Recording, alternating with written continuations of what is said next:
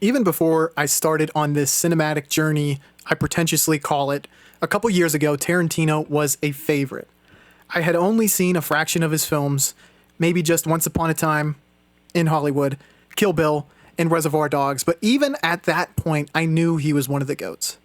People will flame him any chance they get. I understand that his personality can be a bit assholian, for lack of a better term, but to me, he's one of us. What's going on here? What are you doing? What are you doing? Can you not talk to me? Reading through his book, Cinema Speculation, was like interviewing a movie encyclopedia. Really, this guy knows film, which is something that is incredibly similar with most, if not all, of the greats. Martin Scorsese certainly comes to mind with that sentiment. Many will also call out the numerous homages that Tarantino uses in his films. And personally, I find that if his personality isn't the bullseye for the vitriol he receives, it's that. Many will claim his homages are just glorified ways to rip off amazing films of the past. I find this to be patently false, in that Tarantino has an aesthetic and a vibe to his films while also calling back to the great films of old. In fact, and I'm sorry that Todd Phillips is catching a stray here, but here goes. Phillips isn't really paying homage. He's directly using an element of the story King of Comedy and Taxi Driver in the story of Joker. I know I'm opening myself up to some huge backlash, but it's true, and I still think Joker is great, but it's different than what Tarantino does because his stories, at least in my mind, are greatly more original. On top of that, the more you watch movies, the more you understand the cyclical nature of it all. For example, John Ford inspires many, including Akira Kurosawa. Kurosawa's Yojimbo directly inspires A Fistful of Dollars and Sergio Leone.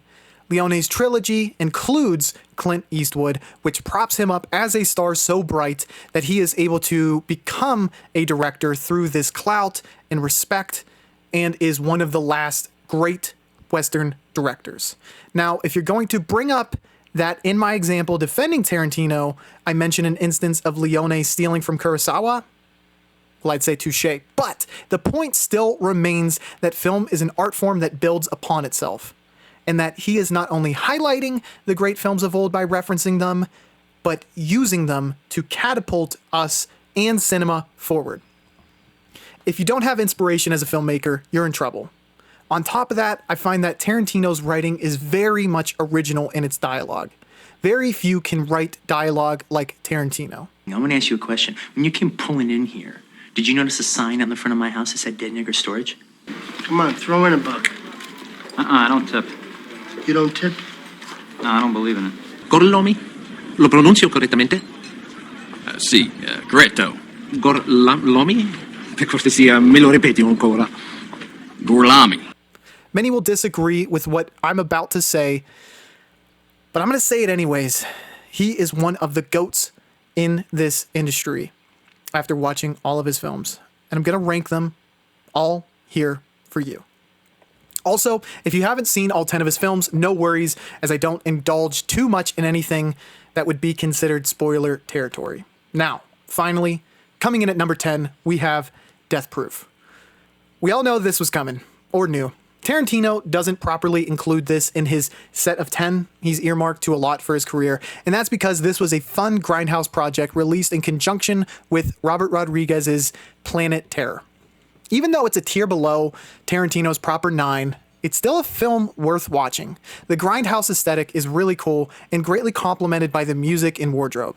The grainy film is something I like even though it's from an era before my time. Then you match it up with fast cars, a really unique villain, and Kurt Russell's performance, and you've got something that comes across pretty well. This is possibly the most notable inclusion, for which points towards the Tarantino foot fetish allegations, but I digress. I know I'm gonna love you anyway. What would I do without you? I don't want no. I found this film to be very good, one worth watching if you haven't seen it, and a 3.5 out of 5. Coming in at 9, we have Jackie Brown. This is maybe the blackest film Tarantino has made, with Django Unchained being the other contender. When you read Tarantino's childhood in the book Cinema Speculation, it comes as no surprise that he'd include this style in his eclectic collection of films. Growing up, he'd often go to see blaxploitation films with his mom and her boyfriends, who, he mentioned in the book, would oftentimes be black. And he would watch these blaxploitation films growing up, which undoubtedly influenced him as a filmmaker. Here, we also get De Niro's lone Tarantino film, which in and of itself is historic. I like the plot of this film with its twists and turns in a cat and mouse sort of way, and we get something very akin to a heist movie. I find this film to be great and is a dark horse favorite amongst the hipper Tarantino fan base. With that being said, I find this to be in a tier all by itself, both above Death Proof and below the next 5 films listed on my list. The two main points that lead me to putting it at 9 instead of higher is the violence and performances.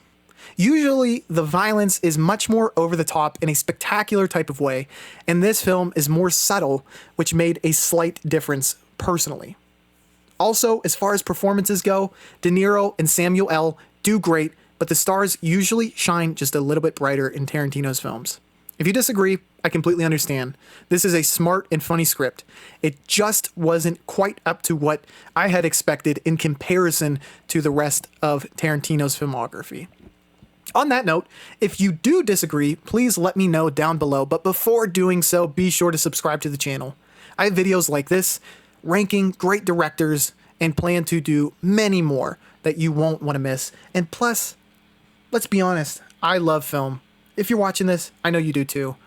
Let's come together through the appreciation of a subscription and go through this journey together. Coming in at number 8, we have Reservoir Dogs. As far as debut features go, few have done it better than Quentin Tarantino. The whodunit aspect is absolutely golden, and rewatching this film was definitely rewarding for me. The performances of Madsen and Buscemi shine bright in this film, and the dialogue is amazing. I'm fucking deformed! Fuck you! Fuck you! I'm fucking dying here! I'm fucking dying! We also have the violent aspects of this film, and I'm sure it comes to mind anytime someone hears Stuck in the Middle with You. The character archetypes are set early on, and each performer really stays true to their character. While this is not in the top half of the list for me, it's in a tier of films that I would still categorize as masterpieces, aka a 4.5 out of 5 dog. Next up is The Hateful Eight at number 7. I found Samuel L., Kurt Russell, and Jennifer Jason Leigh to be exceptional in this film.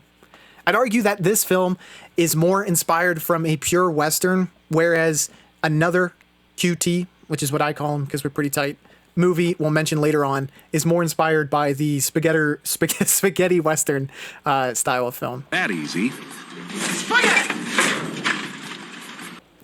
The violence is still there, as the plot is kind of simple, I would say, which is what points me to thinking this is more Western based as opposed to spaghetti Western. The showdown leading up to the ending and the reveal that comes about with it is truly cool as hell in The Hateful Eight. Also, this film's cast seemingly has some serious chemistry. This is another 4.5 out of 5 masterpiece for me. Really, really well done. The next film, which is, of course, the one I alluded to while going over this, is Django Unchained, which, as I said, I think is more, spaghetti Western inspired, but I'll talk about that shortly.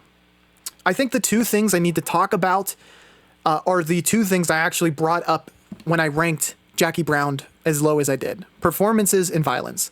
The gunplay is reminiscent, funny for me to say as I didn't grow up on them, of the spaghetti Westerns of old, where the pibs in action was insane. Each gunshot is felt as a viewer and turns the ending into a blood-soaked and action-packed thrill ride. We then have Fox, Waltz, DiCaprio, and Jackson putting on stellar performances. Truly, as I write this script for this video, I feel guilty not placing this higher just because of how good these elements were. This was the toughest decision, this next ranking, because I find the argument of this film over Django Unchained to be a bit dicey. Dicey, dicey. But my number 5 is Inglourious Basterds. One of the main reasons I'm going to cite for this over Django Unchained is coincidentally Christoph Waltz. Now, he is great in Django Unchained. However, he is masterful in Inglourious Basterds and received recognition for this performance, rightfully so. The idea of playing around with history is also pretty dope, and the ending is really fun. I could probably argue either way for both Inglourious Basterds or Django Unchained in this spot, but they are ultimately in the same tier for me, and it's the little things that sway at this point. And obviously, Waltz was one of them, but the attention to detail, like that, the scene where they hold up the fingers differently, amazing. And many more, a lot like that. It's a hair of a difference, but I go Inglourious Basterds just slightly over Django Unchained. Coming up next and last in this tier of 4.5s out of 5s is Once Upon a Time in Hollywood. Based on the average rating, I can already anticipate people disliking this placement, and truth be told, it feels a bit icky to me. I will try my best to justify it, however. First and foremost, I find the second outing of Tarantino playing with historical fiction and, or maybe better said, fictionalizing history to be really well done. He uses our knowledge of a case we're all too familiar with and makes a twist where there normally wouldn't be one by changing the outcome. How devilishly violent this ending is what makes this film feel really damn fulfilling. The next reason is also a big one, in that the damn book I keep mentioning, Cinema Speculation, was in my hands shortly before and shortly after watching this film a second time. What you can tell loud and clear is that Tarantino loves film and lives film, and I think this movie is equally as telling of this aspect as the book is. Not only do you get a feel for the city of Los Angeles, but you get snippets of what film and TV was like in this era, which I found to be super interesting while I was reading QT's book. Again, QT short for Quentin Tarantino. I know that they're, like, for you, the viewer of this video, it might not sway you, but it grew this movie in sentiment for me because I watched it through that lens, because I read the book, and thus I rank it fourth.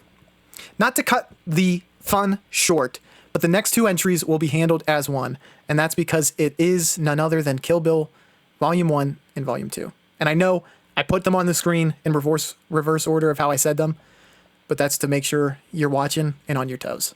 As far as rankings go, I give 1 the slight edge over 2, just because the whole O-Ren backstory to the Crazy 88 fight, to Bo, or Bellatrix, or Uma Thurman, rather. Sorry for saying Bellatrix. I don't know why I said that. Uma Thurman and O-Ren's duel at the end, which was, I mean, I think we can all agree, really fucking cool. I want to talk about these together, though, but keep in mind those sick-ass moments I just mentioned. Tarantino finds a way to serve as an awesome introduction to genres, and this, for me, was my introduction to samurai films, a style I now love, but I still rank these films high amongst the samurai films I have seen to date. To go along with this, you get a terrific backstory that leads to the central plot, but also, and this is maybe the most important thing, really colorful characters that Uma Thurman must make her way through before the inevitable final showdown. You get distinct battles as you make your way through, with each character feeling special, but make no mistake, O-Ren in that battle was fucking badass. The amount of blood spilt leading up to O-Ren was tremendous, but then the end to that battle was among the top showdowns in all of cinema. On top of that, Volume 2, which, I mean, I've only kind of talked about in roundabout ways, you get the final showdown. And it's not as good as the O-Ren battle, but look, all those colorful characters, Kill Bill stays on the same tier of being an absolute masterpiece that I love with Kill Bill. Again, it's just, I give Kill Bill 1 the slight edge because of that whole O-Ren battle. But, I mean, it seems like I'm kind of sleeping on 2. I'm not sleeping on 2. 2 is fucking good. It's just slightly less good than Volume 1. So let's just get that straight, okay? That leaves one film left, and it's no mistake that it is QT, Quentin Tarantino's most popular feature, that being Pulp Fiction. For a long time, I had rated this a mere 4 out of 5, but upon rewatching this, it's fucking amazing. It's iconic. In a film, you should really never discuss the 90s in film without mentioning. Not only does Pulp Fiction show the evolution of the action star through the conflict between Travolta and Willis, but you have some insanely memorable movie moments. Samuel L. Jackson's speech, Christopher Walken's speech, Uma Thurman's shot, Marvin's shot, and who could forget Bruce Willis? Who could forget Bruce Willis? No. Who could forget Bruce Willis and Ving Rhames' showdown and what comes out of that? Bring out the gimp. It's a staple of American cinema. Flat and simple, and quite honestly, one of my favorite movies of all time. So it comes in at number 1. I hope you like this list. If you did, drop a like, subscribe to the channel, and let me know your thoughts and ranking down below. I appreciate you all joining me. I appreciate you liking, commenting, and subscribing. And as always, I will catch you on the flippity flip. Bye, y'all.